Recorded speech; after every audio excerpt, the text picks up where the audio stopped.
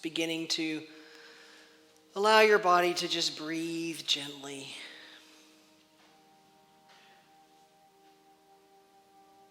Just nice cleansing breaths, just flowing naturally in through your nose and out through your mouth.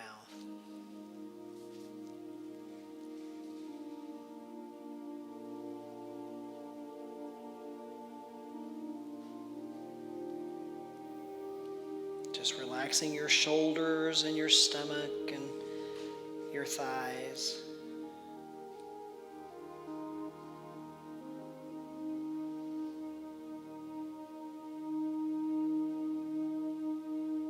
Just allow yourself to feel into the connection in the earth, sweet Mother Earth.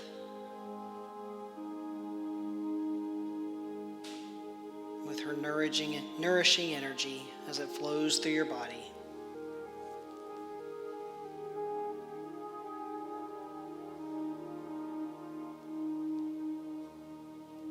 Envisioning a cord running from the bottom of your feet down into the center of the earth.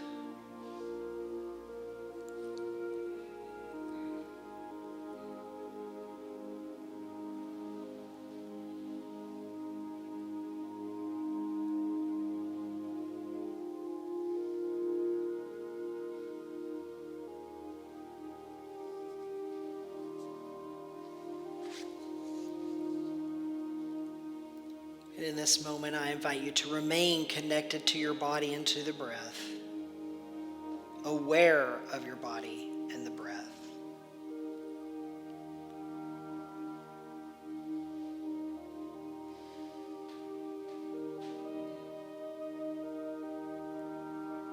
The gentle rise and fall of your chest, and the wonderment of the continual movement of each breath.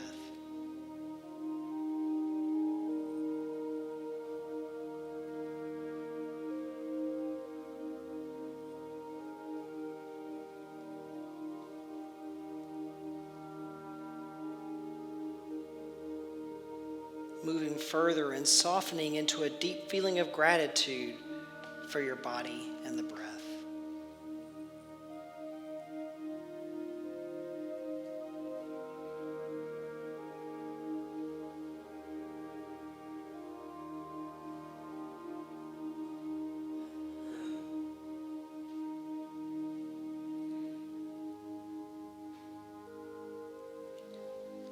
I invite you now to take your focus to your heart space and to just sense your heart opening to the miracle that is your body.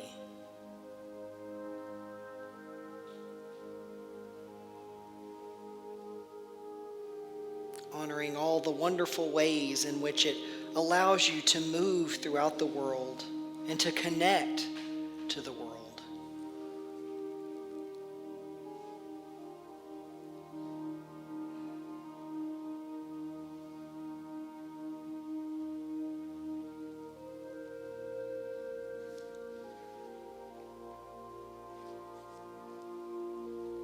Feeling your heart open to the miracle that is your breath, the breath that ties you to this present moment, this moment of peace and this moment of joy, this present moment.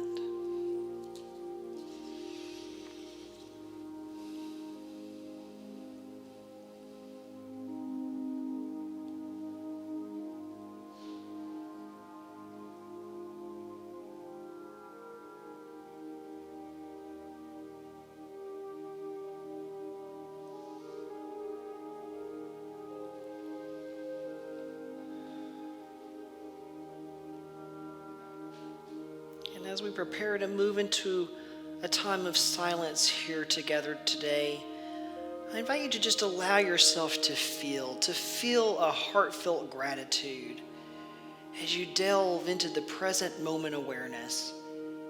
That present moment awareness as we enter into this moment of silence, as we connect to the silence and to the God presence within.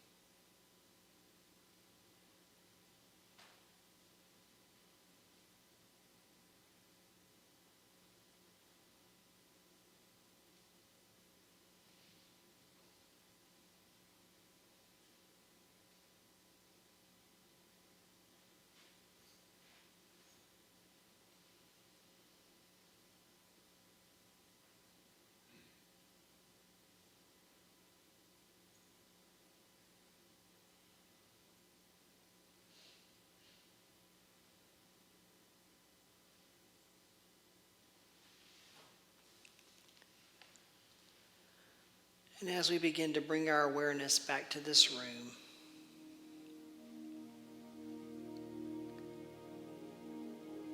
we allow ourselves to feel, and we take with us the gratitude of this present moment, this wonderful present moment.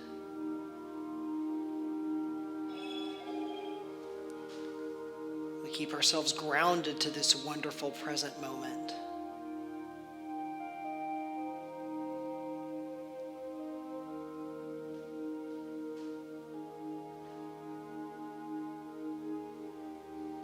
This wonderful present moment where we feel peace and we feel joy.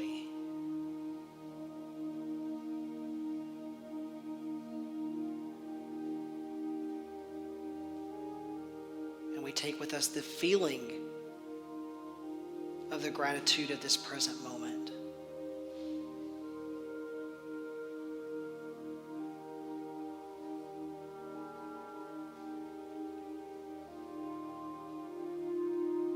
This moment protected from chaos. And when we do feel those moments of chaos in our lives, we know that we always have this feeling in this present moment to go back to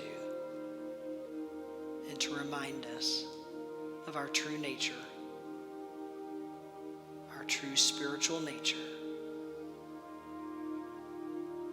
Let's just take a moment to just breathe and to know.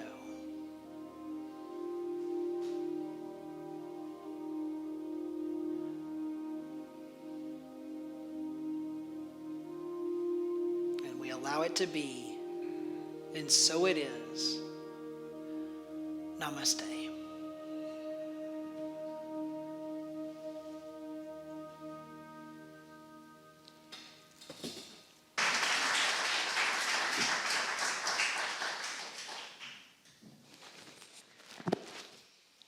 So good morning. How's everybody doing? Does anybody care to share how you're doing this morning? I'm just kidding. I'm not gonna put anybody on the spot. I do that to enough people, so I won't do it to y'all this morning. All right, and I'm knocking things all over the place. All right, so if there's anyone in the room I haven't met before, I'm Reverend Evin Wilkins, and for those of you online who may be tuning in for the first time, I'm Reverend Evin, and I'd like to welcome everybody this morning, and thank you for spending your Sunday morning with us. I mean, I know there's, so many churches are online now, you could be anywhere, so I'm glad you chose to be here with the Unity of Madison. So let me start with this. Is there anybody in here who is not feeling joyful this morning? You don't have to admit it, but if you're not feeling joyful, my goal today, actually my invitation to you today, is to be willing to change that and to be willing to leave church today with a joyful feeling. Can we all agree to at least try that? All right, that's all I need to know. I'll be good. All right, so today is week 2 of our book study, and we're studying the Book of Joy with His Holiness the Dalai Lama and Archbishop Desmond Tutu with author Douglas Abrams. And it's been a really good book so far. I've been really enjoying it, and I know my book study group this past week, we had some really good conversations around it, so it's proving to be a really good book, and it also just offers us ways in which we can really learn to practice joy more into our own lives and to navigate life just feeling those joyful feelings. So this week's reading, it kicks off with the talk of growing through pain. And it talks about self-absorption and self-centered attitude and all kinds of racy things. About as racy as you're going to get with a book with the Dalai Lama, but anyway. But I found myself, I really honed in on the self-absorption part of the book. Because I think sometimes it's easy to kind of get lost in our own stuff, isn't it? As we go through life, to just get lost in our own stuff. And then I think of myself. And I catch myself thinking, me? Ever acting self-centered? Never. I only ever think of other people. And of course, I'm not being 100% honest when I say that, because of course, there are times where we all have those moments and when we just think about ourselves. and the junk that we might be carrying on our shoulders at any given time. In the Dalai Lama, he tells a story about how he was getting ready to go on stage and to give a talk to a lot of people, and he began feeling some pain in his abdomen. And he later found out that he was having an issue with his gallbladder, but he talks about how this pain was pretty severe, so they load him up and they're on the way to the hospital with him. And he says on the way there, he began to look out the window and notice people on the streets. And he noticed that some of these people appeared to be, less fortunate, financially, and how some of them appeared kind of dirty and looked like they were hungry. And he said he began to feel their pain. And he says in that moment, he stopped focusing on his own pain that he was feeling in his abdomen. Now, I wouldn't be honest if I said I would have done the same thing. Several years ago, I had just hung this metal shelf on the wall. And that thing, was probably the last time I really tried to hang a shelf, because it came down and it slices my hand open. And I was all kinds of dramatic with that. I had to sit down. I started feeling faint, so I'm all going like this, and I sit down, put my head between my legs, all dramatic. I'm almost passing out. On the way there, I had to, lay in the car seat back, and I'm all laying down, crying and carrying on all the way to the hospital. But I didn't even have the slightest desire to look out the car and think about other people and the pain that they were feeling. I don't know about y'all, but I was too wrapped up in my own pain. But I do digress with that. So the first chapter we're studying this week in the book is titled, Nothing Beautiful Comes Without Some Suffering. So I want to ask you all, do you believe that statement to be true? Yeah, that nothing beautiful comes without some suffering. Now, I feel that Archbishop Tutu, he explained it a bit better when he said this. He says, it is how we face all of the things that seem to be negative in our lives that determine the kind of person we become. If we regard all of this as frustrating, we're going to come out squeezed and tight and just angry and wishing to smash everything. And that sounds pretty serious to me. It sounds like some serious stuff there. But he does mention one metaphor, and that is he talks about writing. And as a writer, I do know that I don't just wish the words to appear on the paper and they're there. Sometimes I wish the stories would write themselves, but they don't. I actually have to make myself sit down, put on my creative thinking hat, which doesn't always want to be found, write, and then you have to move through the editing and the revision and so forth. Parts of writing that are anything but fun. But it is from that suffering with writing, contained within the act of writing, where the beauty of the story begins to unfold. But writing can be seen as a really small example when those much larger things happen in life, right? Those things that make us feel pain or make us feel suffering in our lives. Writing is small potatoes to that. Because those things aren't as trivial as the pain we may feel when we sit down and we write. Now, one of the things I want to address is I sometimes see confusion here at Unity. And I'm sure it happens in other spiritual teachings as well, but we talk about denials and we talk about affirmations. And I think that sometimes we think to admit that we're feeling pain means that we're somehow ignoring our teachings, or that it means that we're somehow ignoring our spiritual growth or our spiritual path. But I'm going to let you in on a secret here. Allowing yourself to feel pain in any given moment does not mean that you're foregoing our teachings, or that you're not doing something right, that you're not properly practicing affirmations and denials, which is a whole other lesson in and of themselves. But a denial isn't a moment where we put our fingers in our ears and we shut our eyes and we stomp our feet and we say, no, I'm not feeling pain. It doesn't exist. It's not happening. It's not what that means. But first, it's okay to admit that something is painful. It's okay to admit that you are feeling pain. Whether it's physical pain or emotional pain or any other kind of pain, it's okay to admit that you're feeling that.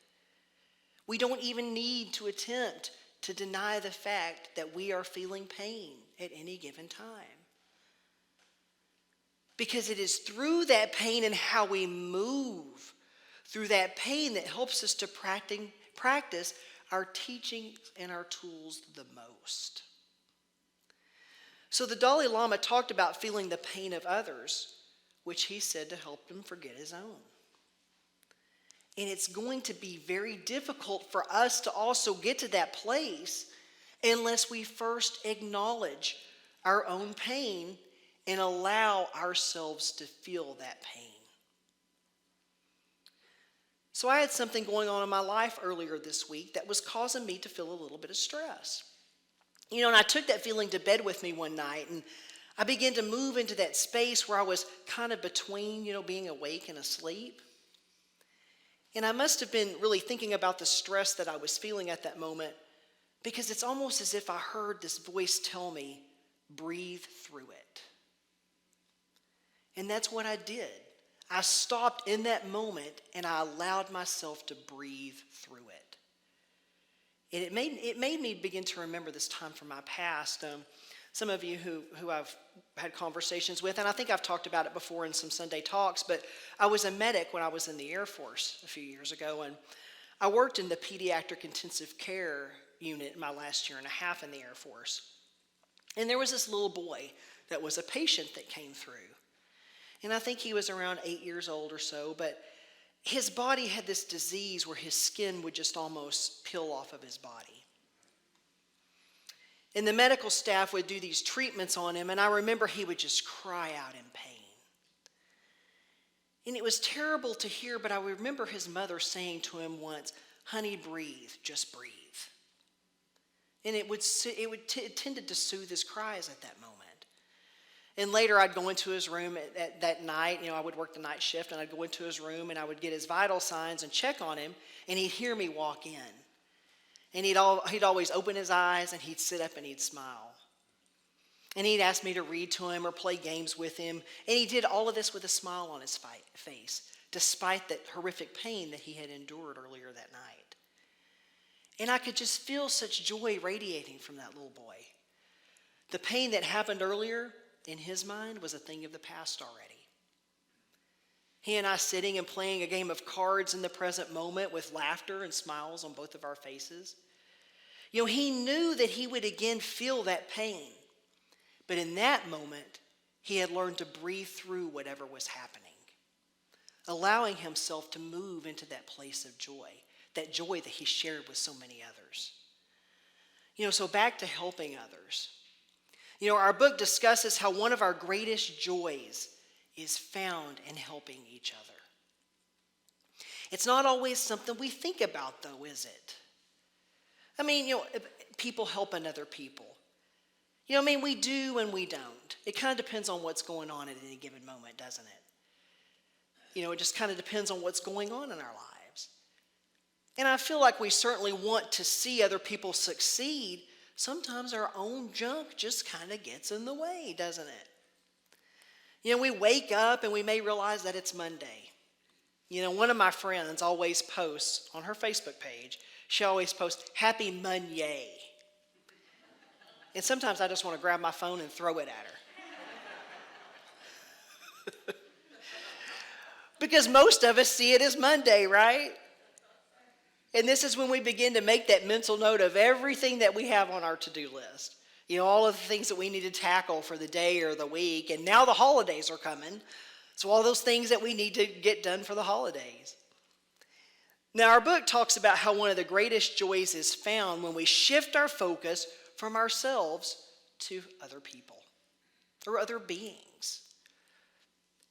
And let's face it, all of the introverts in the room, no matter how hard we introverts want to deny it sometimes, we need other people.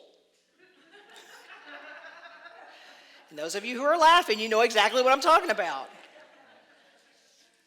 And other people need us.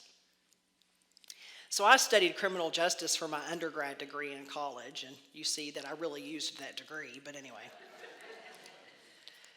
But some of the earlier correctional facilities we studied were facilities who kept people in solitary confinement. One specific one that we studied, and I don't remember the name of it right off the top of my mind, but they pretty much left people in their cells for 24 hours a day with nothing but a Bible. And before long, the isolation would begin to get to those confined, and they would eventually begin to lose touch with reality. And why was that? It was because they needed other people.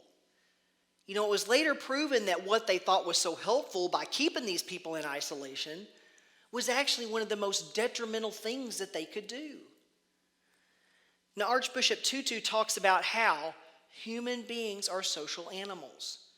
One individual, no matter how powerful, how clever, cannot survive without human beings or without other human beings.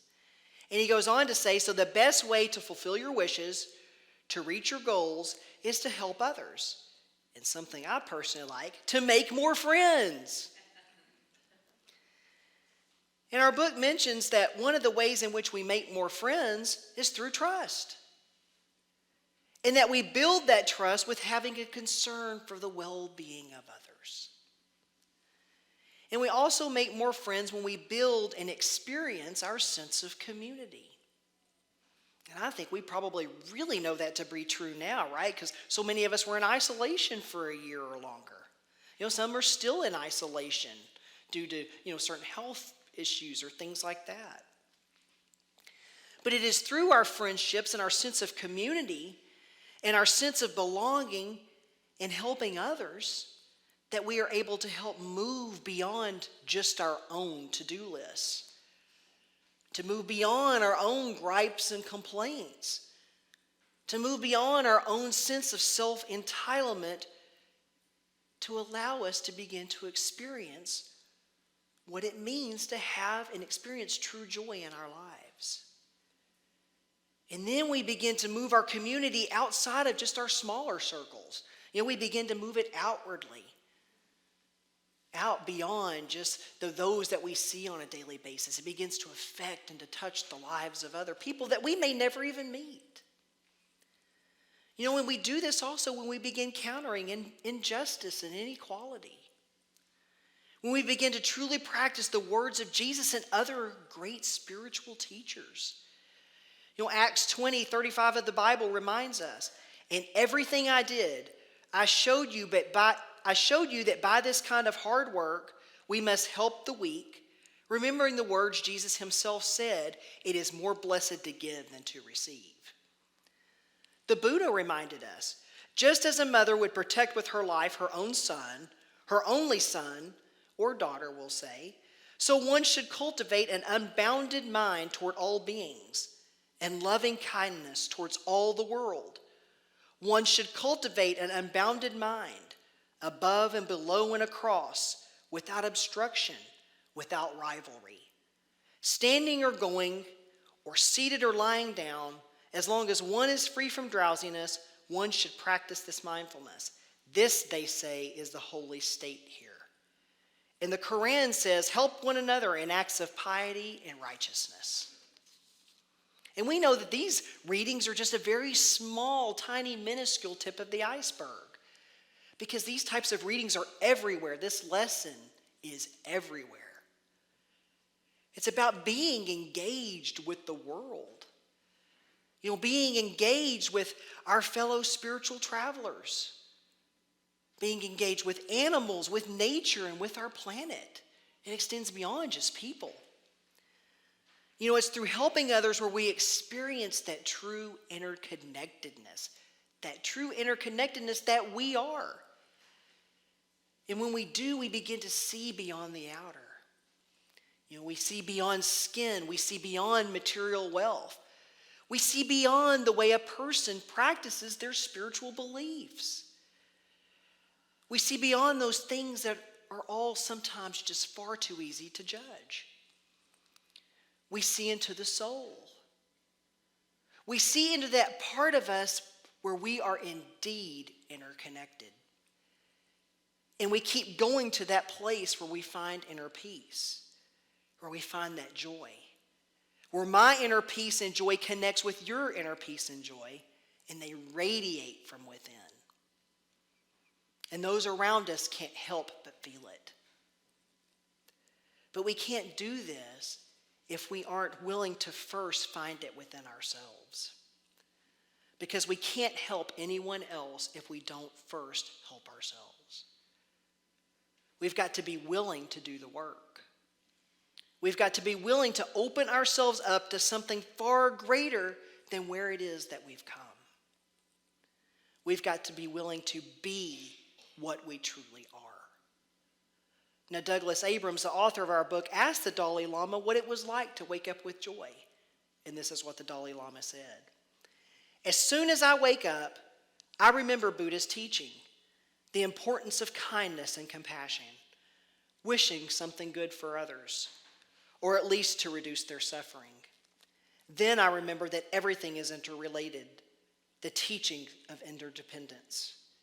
So then I set my intention for the day, that this day should be meaningful. Meaningful means, if possible, serve and help others. If not possible, then at least not to harm others. That's a meaningful day. So right now I ask you, what obstacle is currently standing in your way? What obstacle do you feel is blocking your joy? Are you waiting on that job? Are you waiting when you fall in love? When you have more money than you'll ever spend? What might be bringing pain into your life? Pain that is shielding you from your joy. Pain that is shielding you from being there for others. So now I give you an invitation to breathe and to breathe through it. Namaste.